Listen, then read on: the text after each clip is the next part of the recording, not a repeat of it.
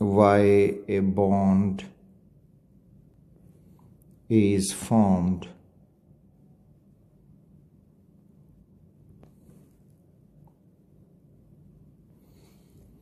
आज तो shortcut answer इसका ये होगा कि bond is formed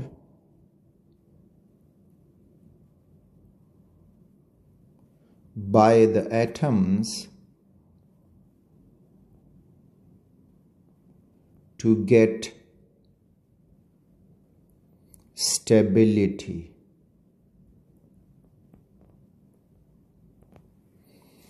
atom bond इसलिए बनाते हैं कि स्टेबल हो जाएं, स्टेबिलिटी हासिल करें। तो अब ये स्टेबिलिटी कैसे हासिल होती है, तो इसके लिए एक कंसेप्ट जिसने पेश किया तो उसको हम नाम दे सकते हैं वैलेंस कॉन्सेप्ट।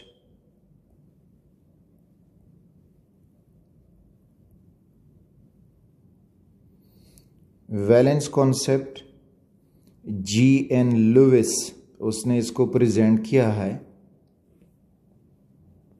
G.N. लुइस। अच्छा, इस कंसेप्ट में G.N. लुइस ये कहता है कि एटम्स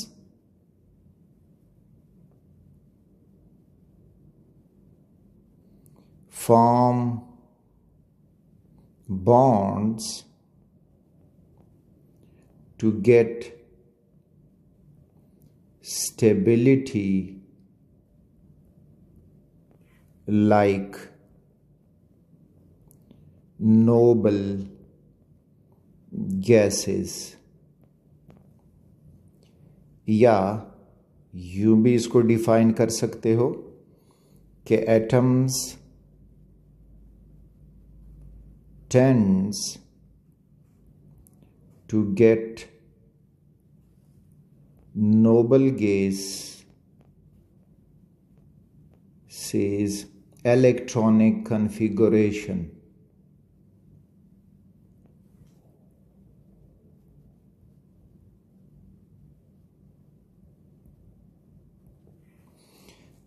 तो अब इन दो स्टेटमेंट को हम समझेंगे। तो पहले में एटम स्टेबिलिटी हासिल करने चाहते हैं जिस तरह नोबल गैसेस स्टेबल हैं।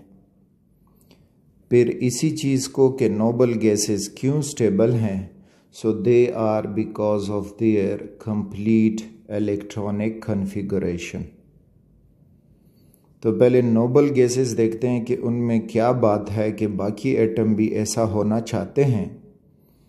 तो अगर हम नोबल गैसेस की तरफ चले जाएं तो नोबल गैसेस में हमें मिलेंगे helium, neon, argon, krypton, xenon और radon.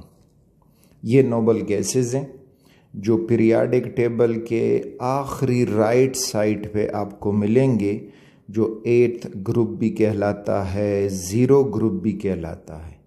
0 group because of zero oxidation state की ये किसी किस्म का बॉन्ड नहीं बनाते। तो अब अगर हम देखें, जो हीलियम है उसका एटॉमिक नंबर है 2, क्योंकि अब हम इलेक्ट्रॉनिक कन्फिग्रेशन समझेंगे तो उसके लिए एटॉमिक नंबर इलेक्ट्रॉन होंगे। नियॉन जो है 10 है, आर्गॉन आपको मिलेगा 18, और इस तरह से आते जाओगे तो क्रिप्टॉन, ज़ीनॉन, रेडॉन, उनकी कन्फिग्रेशन आपको मिलेंगे। तो क्रिप्टॉन हो जाएगा 36, अगला जो है वो 54 एंड रेडॉन इज़ 86। ये इनकी इलेक्ट्रॉनिक कन्फिग्रेशन हो गई है। अब अगर हम देखें तो हीलियम में 2 इलेक्ट्रॉन हैं और ये जो है के शेल में इसके 2 इलेक्ट्रॉन पूरे हो गए हैं, और के शेल में जो है 1s है तो 1s2। फिर जब हम नियॉन को देखते हैं तो के शेल में इसके 2 इलेक्ट्रॉन पूरे हो गए हैं और फिर एम शेल की बात वो बारी आती है, तो एम शेल में इसमें अब हो जाएंगे 8 इलेक्ट्रॉन। अगर हम सब शेल वाला इलेक्ट्रॉनिक कन्फिग्रेशन करेंगे तो उसमें हमें मिलेगा कि ये 1s2, 2s2 एंड 2p6, ये इस फॉर्म में आपको मिलेगा। इसी तरह आर्गान को जाओगे, क्रिप्टॉन, ज़ीनॉन, रेडॉन, तो सब में आपको इसी फॉर्म में जो इलेक्ट्रॉनिक कन्फिग्रेशन मिलेगी। आर्गान में जब आप इलेक्ट्रॉनिक कन्फिग्रेशन करोगे शेल वाला भी और सब शेल वाला भी, तो उसमें आपको मिलेगा 3p6। इसी तरह क्रिप्टॉन की इलेक्ट्रॉनिक कन्फिग्रेशन करोगे तो वहाँ पे आपको मिलेगा 4p6। ज़ीनॉन तक पहुँचोगे तो वो हो जाएगा 5p6 और जब रेडॉन तक आओगे तो ये हो जाएगा 6p6। तो ये इनकी इलेक्ट्रॉनिक कन्फिग्रेशन हो रही है। जबकि इधर इन सब का शेल्स देखोगे तो ये सब शेल थे, ठीक।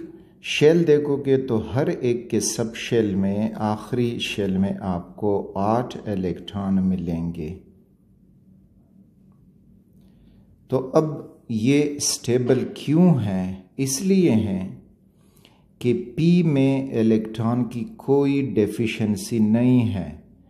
P सब शेल में 3 ऑर्बिटल्स होते हैं, Px, Py and Pz, Px, Py and Pz, और हर ऑर्बिटल में 2-2 इलेक्ट्रॉन पूरे हो गए हैं। तो अब इसको मज़ीद इलेक्ट्रॉन लेने देने या शेयर करने की कोई ज़रूरत नहीं है। तो इस वजह से नोबल गैसेस जो हैं वो स्टेबल हैं और वो बॉन्ड नहीं बनाते, क्योंकि बॉन्ड तब बनेगा जब किसी एटम को इलेक्ट्रॉन चाहिए या कोई एटम इलेक्ट्रॉन दे सकता हो, कोई एटम इलेक्ट्रॉन ले सकता हो या शेयर कर सकता हो। तो जीन लुइस कहता है कि पीरियोडिक टेबल में नोबल गैसेस हमें राइट की तरफ मिलती हैं। For example this is the periodic table.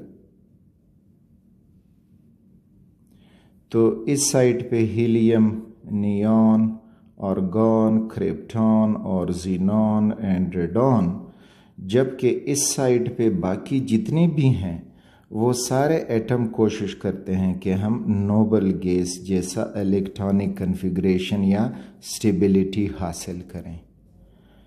तो वो कहता है कि अब ये जो नोबल के बाकी एटम्स है left side of the periodic table पे, यानी ऑल एलिमेंट्स या एटम्स, तो ये एक ओबे करना चाहते हैं duplet rule.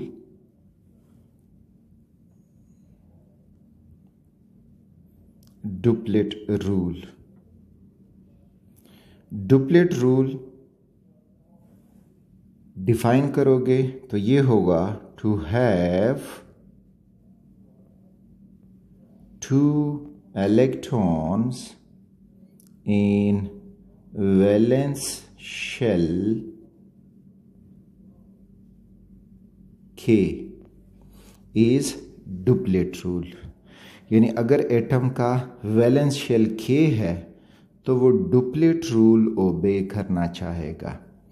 For example hydrogen atomic number 1 है तो वो अपना डुप्लेट रूल ओबे करेगा, उसके K शेल में 2 इलेक्ट्रॉन पूरे करने की कोशिश करेगा। इसी तरह हाइड्रोजन के बाद लिथियम एटॉमिक नंबर 3 वाला, तो वो भी 2 इलेक्ट्रॉन पूरे करने की कोशिश करेगा। इसी तरह बेरिलियम जो है तो वो भी डुप्लेट रूल ओबे करना चाहता है। अच्छा, दूसरा इसमें आपको मिलेगा ऑक्टेट रूल।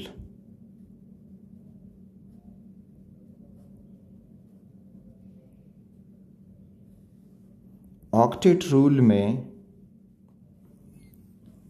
ये होगा कि टू हैव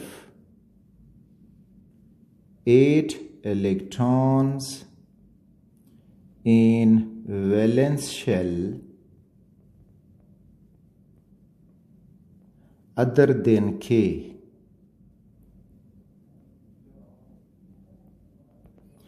K शेल के अलावा अगर किसी एटम के पास बाकी वैलेंस शेल हैं LMNO, तो वो कोशिश करेगा कि मैं 8 इलेक्ट्रॉन पूरे करूं, तो इसको हम कहेंगे ऑक्टेट रूल। तो ज़्यादातर all elements except hydrogen, lithium, beryllium obey octet rule। तो बाकी एलिमेंट इन तीनों के अलावा ऑक्टेट रूल ओबे करना चाहते हैं ताकि वो स्टेबिलिटी हासिल करें। तो अगर हम वापस इधर आ जाएं नोबल गैसेस में और यहाँ पे हम देख लें तो यू विल सी कि जो ये नोबल गैसेस हुए इसमें हीलियम जो है वो डुप्लेट से स्टेबल हो गया है और बाकी जितने भी हैं उन सब ने ऑक्टेट से स्टेबिलिटी हासिल की है। दिस इज ऑक्टेट और हीलियम का हो गया डुप्लेट। तो ये जेन लेविस का कंसेप्ट है कि एटम ऑक्टेट या डुप्लेट रूल ओबे करने की कोशिश करते हैं ताकि वो नोबल गैस जैसे स्टेबिलिटी हासिल करें। फिर कहता है कि जो एटम्स हैं वो इनको कैसे हासिल करेंगे, तो all elements obey these rules by, या तो कर जाते हैं loss and gain of electrons, electron देखे इनको ओबे करना चाहते हैं या इलेक्ट्रॉन लेके ओबे करना चाहते हैं। दूसरा शेयर ऑफ इलेक्ट्रॉन्स, या इलेक्ट्रॉन शेयर करके इनको ओबे करना चाहते हैं। तो लॉस और गेन हमें मिलेगा आयोनिक बॉन्ड में, यानी जो एलिमेंट इलेक्ट्रॉन देके और लेके बॉन्ड बनाएंगे, नोबल गैस इलेक्ट्रॉनिक कन्फिग्रेशन हासिल करेंगे, तो वो आयोनिक बॉन्ड बनाने की कोशिश करेंगे। और शेयर ऑफ इलेक्ट्रॉन आपको मिलेगा कोवेलेंट बॉन्ड में, covalent bond and coordinate covalent bond.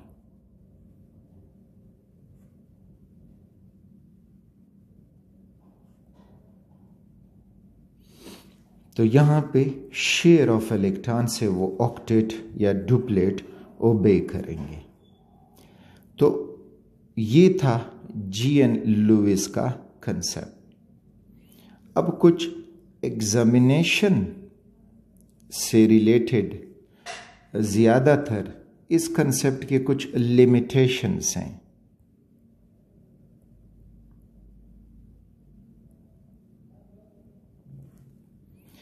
Limitation में ये कि हम ये कहेंगे कि it is not a universal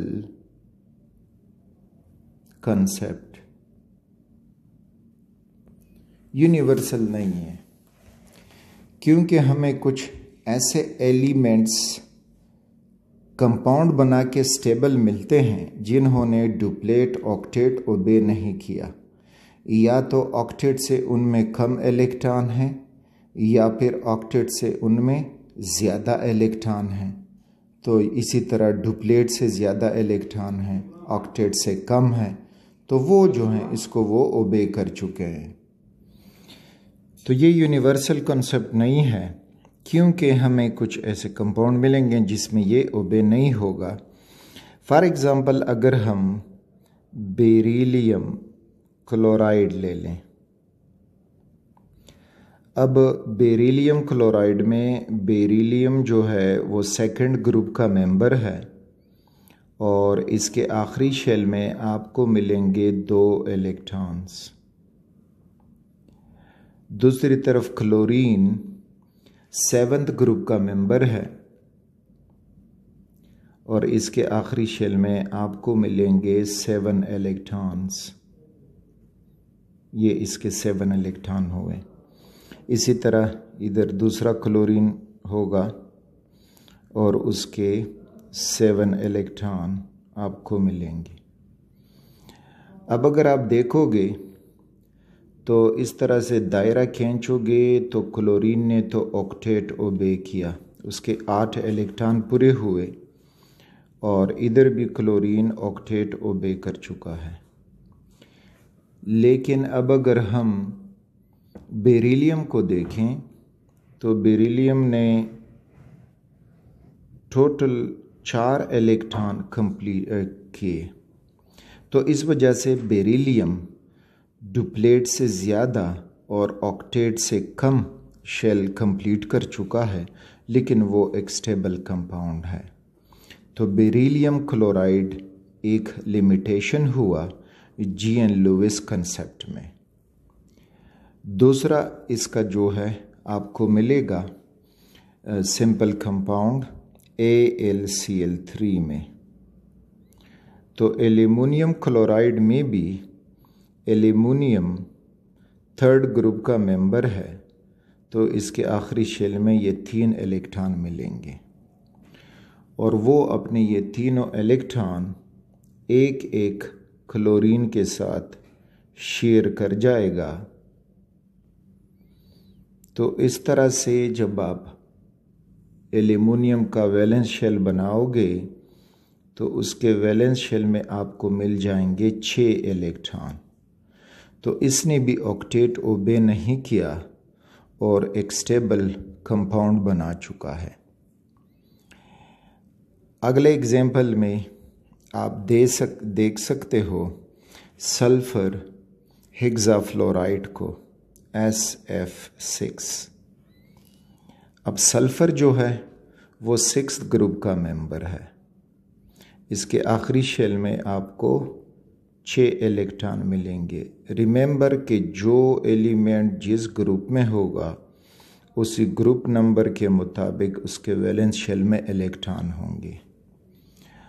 अब फ्लोरीन ने एक एक इलेक्ट्रॉन सल्फर से शेयर किया और इस तरह से सल्फर हेक्साफ्लोराइड बन जाएगा।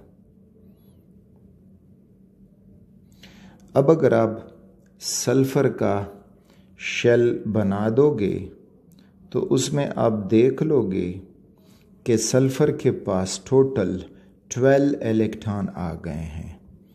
तो इसने अपने ऑक्टेट को एक्सपेंड किया, यानी लिख सकते हो कि सल्फर हैज़ एक्सपेंडेड ऑक्टेट। तो यहाँ पे एक लिमिटेशन हमें मिली। इसी तरह लिमिटेशन आपको मिल जाएगा HNO3 में, यानी नाइट्रिक एसिड। तो नाइट्रिक एसिड में नाइट्रोजन 5th ग्रुप का मेंबर है और इसके पास ये 5 इलेक्ट्रॉन हैं। लेकिन अब ये 5 इलेक्ट्रॉन कुछ यूँ कर देता है कि यहाँ पे डबल बॉन्ड बना देगा ऑक्सीजन से, इनके साथ भी डबल बॉन्ड बन जाएगा ऑक्सीजन और यहाँ पे सिंगल बॉन्ड ऑक्सीजन और ऑक्सीजन के पास फिर H। तो इधर भी अगर आप नाइट्रोजन का वैलेंस शेल देखोगे तो उसने भी अपना ऑक्टेट एक्सपेंड किया उसके अब आखिरी शेल में आपको 10 इलेक्ट्रॉन मिल रहे हैं, 1 2 3 4 5 6 7 8 9 10। तो इसने भी अपना ऑक्टेट जो है वो एक्सपेंड किया है। इसी तरह अगर आप SO2 में देखोगे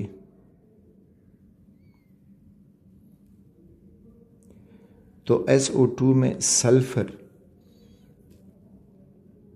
लोन पेयर है और इधर इसने ये इलेक्ट्रॉन ऑक्सीजन के साथ शेयर किए हैं।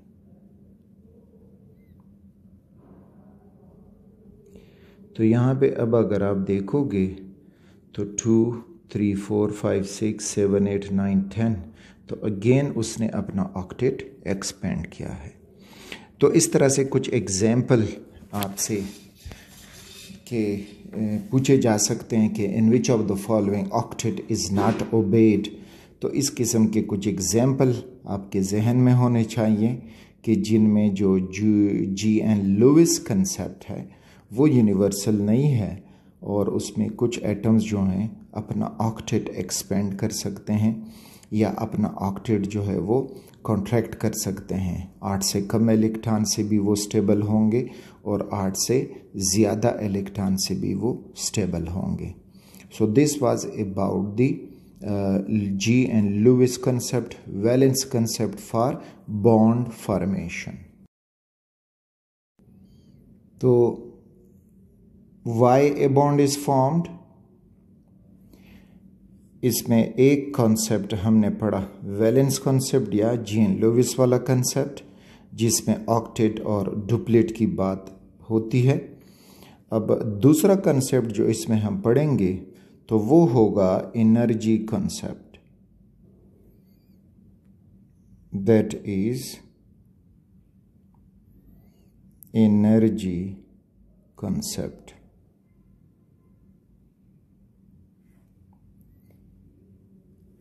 एनर्जी कॉन्सेप्ट ये कहता है कि all systems in universe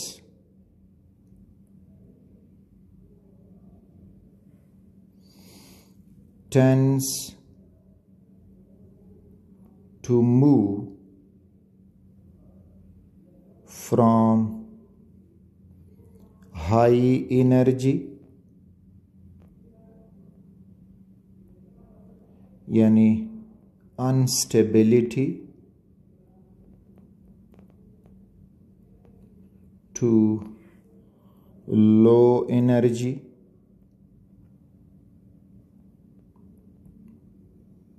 stability state। Universe में जो भी सिस्टम है वो हाई एनर्जी स्टेट से लो एनर्जी स्टेट में जाना चाहता है, क्योंकि हाई एनर्जी स्टेट अनस्टेबल होता है और लो एनर्जी स्टेट स्टेबल होता है। यानी अगर हम इसको यूं ग्राफिकल से समझ लें तो सपोज करें कि वाई एक्सिस पे एनर्जी है और इस तरह से ये हुआ ओरिजिन या ज़ीरो। तो अगर वो सिस्टम हाई एनर्जी का है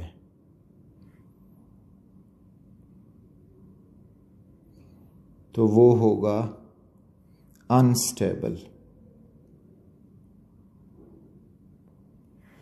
वो कोशिश करेगा कि मैं लो एनर्जी स्टेट में चला जाऊं, तो लो एनर्जी स्टेट में वो हो जाता है स्टेबल, जो भी सिस्टम हो। तो अगर हम देख लें पानी हमेशा बहता है डाउन हिल्स, तो इसलिए कि ऊपर पानी की जो पोटेंशियल एनर्जी है वो ज़्यादा है, तो वो नीचे जब बह रही है तो उसकी पोटेंशियल एनर्जी कम हो रही है। इसी तरह अगर हम बिजली को देखें तो वो हाई पोटेंशियल से लो पोटेंशियल की तरफ जाना चाहता है। हाई पोटेंशियल में वो अनस्टेबल, लो पोटेंशियल में वो हो जाएगा स्टेबल। तो ये एक एनर्जी कंसेप्ट अब हम बॉन्डिंग पे अप्लाई कर सकते हैं। बॉन्डिंग पे अब इसको हम यूं अप्लाई करेंगे कि जो फ्री एटम्स होंगे, फ्री एटम्स, तो फ्री एटम्स होंगे हाई एनर्जी के, उनकी होगी हाई एनर्जी, और हाई एनर्जी होने की वजह से वो होते हैं अनस्टेबल।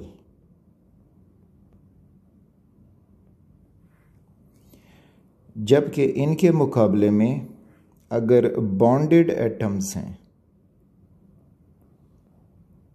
किसी भी बॉन्ड से जुड़े हुए हों, तो बॉन्डेड एटम्स होते हैं लो एनर्जी के और हो जाएंगे स्टेबल। तो अगर हम ग्राफिकली इस कंसेप्ट को समझने की कोशिश करें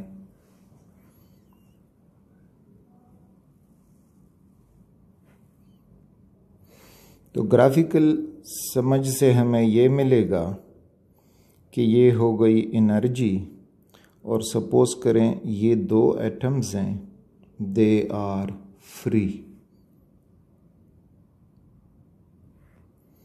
अब जब ये बॉन्ड बनाएंगे तो यहाँ पे ये हाई एनर्जी के हैं, सपोज ये उनकी एनर्जी हो गई E1। जब ये बॉन्ड बनाएंगे तो दोनों इकट्ठे करीब आएंगे और एक ख़ास डिस्टेंस पे इनकी एनर्जी लोवेस्ट हो जाएगी,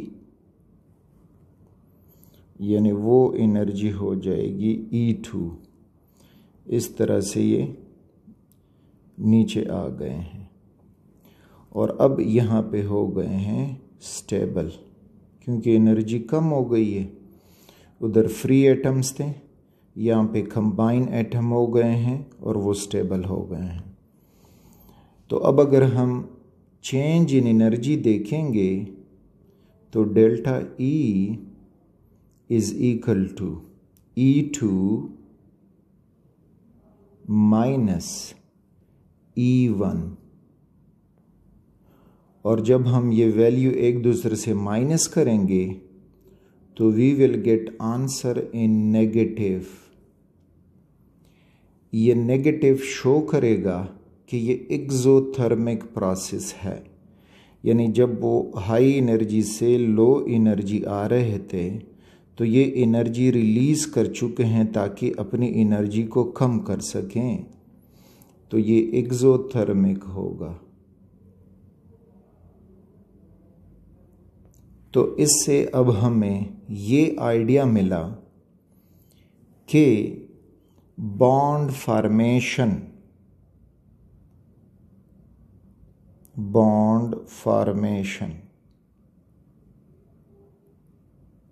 ये होगा एक्सोथर्मिक।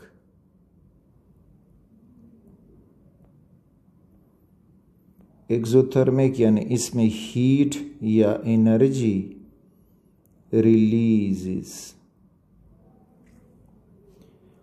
दूसरी तरफ फिर अगर हम बॉन्ड तोड़ेंगे तो हम उल्टा जाएंगे, बॉन्डेड एटम्स को एक दूसरे से अलग करेंगे। तो बॉन्डेड एटम्स लो एनर्जी के थे और जब हम इनको अलग करेंगे तो इनको हम एनर्जी देंगे और फिर जाके एक दूसरे से अलग हो जाएंगे। तो इसका मतलब ये हुआ कि बॉन्ड फिशन,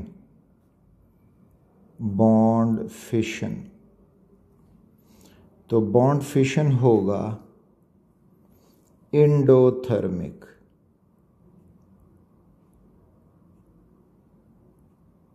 यानी heat absorbed. Hope you are getting the points. तो अब अगर हम इसी कंसेप्ट को देख लें तो ये कंसेप्ट ट्रू है। कैसे? अगर हम हाइड्रोजन एटम और हाइड्रोजन एटम को आपस में बॉन्ड बनने दें और H2 बन जाए, तो ये जो बॉन्ड एनर्जी है वो डेल्टा H से रिप्रेजेंट होती है, वो -435 किलो जूल पर मोल। तो इतनी एनर्जी ये रिलीज कर जाते हैं। It happens practically.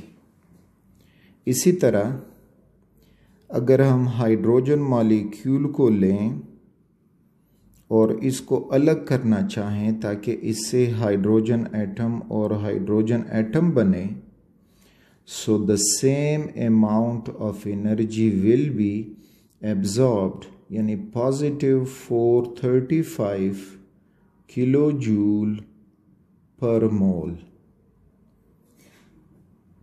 इस तरह से और भी कई एग्जाम्पल हैं जो हमें ये ट्रू करके देगा कि bond formation is exothermic, bond fission is endothermic. Hope you understood this point. जब भी बॉन्ड बनेगा तो एनर्जी रिलीज होगी, ओवरऑल एनर्जी रिलीज हो जाएगी, चाहे आयोनिक बॉन्ड बनेगा चाहे कोवेलेंट बॉन्ड बनेगा, मे बी एक ही स्टेप में बने, मे बी सेवरल स्टेप्स में बने, लेकिन net amount of energy bond बनने के दौरान आपको रिलीज होके मिलेगी और ये शो करेगा कि बॉन्ड फॉर्मेशन इज एक्सोथर्मिक। और अगर हम रिवर्स में आएंगे तो bond fission will be endothermic. तो ये था डिस्कशन कि हमने क्वेश्चन को आंसर दिया कि why a bond is formed. तो इसके लिए हमने दो कॉन्सेप्ट समझ लें। एक कॉन्सेप्ट जो हमने समझा वो था वैलेंस कॉन्सेप्ट या जी.एन. लुइस कॉन्सेप्ट, जिसमें डुप्लेट और ऑक्टेट की बात की गई है, डुप्लेट एंड ऑक्टेट। और दूसरा जो हमने समझा वो था एनर्जी कॉन्सेप्ट, जिसमें हमने बात की कि बॉन्ड फॉर्मेशन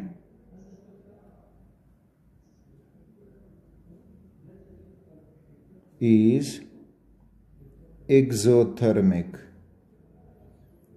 क्योंकि एनर्जी कंसेप्ट वाले कहते थे कि बॉन्ड इसलिए बनता है कि एटम स्टेबिलिटी हासिल करते हैं, तो जो फ्री एटम होंगे वो हाई एनर्जी के होंगे और जब वो बॉन्डेड हो जाएंगे तो लो एनर्जी के होंगे। तो इसका मतलब ये हुआ कि जब भी बॉन्ड बनेगा तो एनर्जी रिलीज होगी, और इसका रिवर्स ये होगा कि बॉन्ड फिशन,